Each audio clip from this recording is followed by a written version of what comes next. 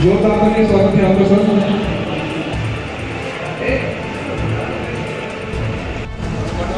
लोक नृत्य प्रशिक्षक करते आते हैं ओम प्रकाश जी।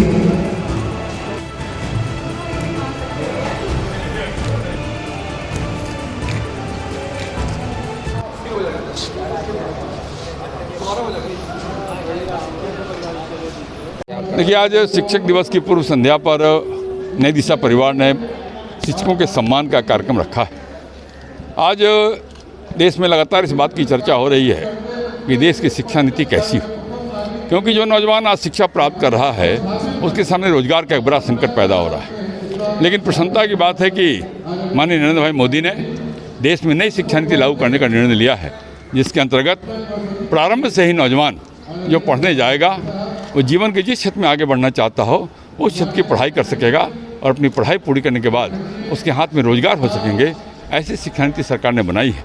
वो शिक्षा नीति ज़मीन पर उतर रही है। उसके उतरने के बाद मुझे लगता है कि जो भारत के बारे में हम लोग की सोच है, विकसित देश बनाने का जो सपना हम सबका है, उसको साकार करने की दिशा में कदम आगे बढ़ाए जाएंगे। शिक्षकों क्या मैं देखिए, हमारे शिक्षक तो हम सब के लिए सब कुछ है, क्योंकि शिक्षकों ने ही हमें सब कुछ दिया है। सारा ज्ञान तो उन्होंने ही दिया है। लेकिन मैं ज़रूर शिक्षकों से आग्रह करूंगा कि जो हमारी युवा पीढ़ी है, जो देश का भविष्य है, उसको संवारने और सजाने में अपनी पूरी क्षमता का उपयोग करें। शिक्षक दिवस के पूर्व संध्या पर नई दिशा परिवार की ओर से ये लगातार 25 वर्षों से इस तरह के प्रयास किए जा रहे हैं कि जो शिक्षा के क्षेत्र में शिक्षक अच्छा काम कर रहे हैं उनको चुन चुन करके सम्मानित करने का काम करते हैं, जिससे यह संकल्प लें कि आगे आने वाले समय में शिक्षा के स्तर और बेहतर हो सके। ऐसे अवसर पर मैं नई दिशा परिवार को बहुत बहुत शुभकामनाएं और बधाई देता हूं। ये वर्तमान समय में अभी शिक्षा की स्थिति क्या है?